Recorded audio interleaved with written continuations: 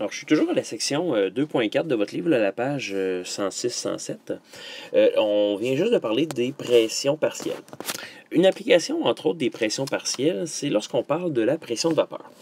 En fait, à chaque fois qu'on recueille un gaz par déplacement d'eau, un peu comme on a fait au laboratoire, là, où on a voulu établir la relation entre la température, entre le volume et le nombre de moles, on avait recueilli un gaz par déplacement d'eau. Donc, je vous rappelle, là, on avait comme une espèce de montage là, avec une grande burette. On avait un bécher ici qui était rempli d'eau.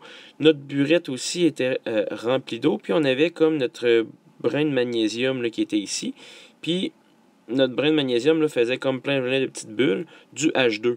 Donc, ici, on avait notre hydrogène. L'eau ressortait par ici. Donc, c'est ce qu'on appelle recueillir un gaz par déplacement d'eau. Hein. Dans le fond, on recueillit notre gaz ici en déplaçant de l'eau, finalement. Le problème, c'est que on ne recueille pas seulement du H2.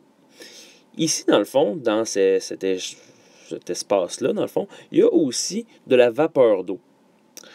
Heureusement, on sait exactement quelle quantité de vapeur d'eau il y a. En fait, on a un taux d'humidité de 100%. Cependant, le 100% d'humidité fait varier la quantité d'eau, puisque plus la température est élevée, plus il y a de place pour la vapeur d'eau dans l'air. Donc, on a un tableau à la page 107, comme suit ici la page 107, où on voit justement la pression de vapeur en fonction de la température. Donc, par exemple, au laboratoire où on avait recueilli un gaz par déplacement d'eau, admettons qu'il faisait 23 degrés Celsius.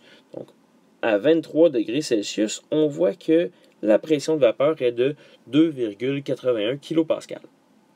Ce qu'on peut comprendre, dans le fond, c'est que la pression totale est égale à la pression de notre gaz, donc dans ce cas-ci, c'était du H2, plus la pression de vapeur.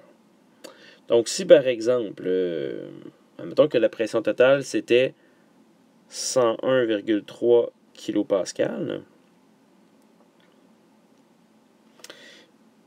et qu'on avait ici la pression du gaz qui nous est inconnue, donc la pression partielle du gaz, on ne la connaît pas, mais on peut la déduire, puisque comme on connaissait la température, on savait qu'il y avait 2,81 kPa de vapeur d'eau dans notre échantillon de gaz. Donc ici, on aurait pu déduire la pression du H2 si on avait connu la pression de vapeur. Alors c'est tout.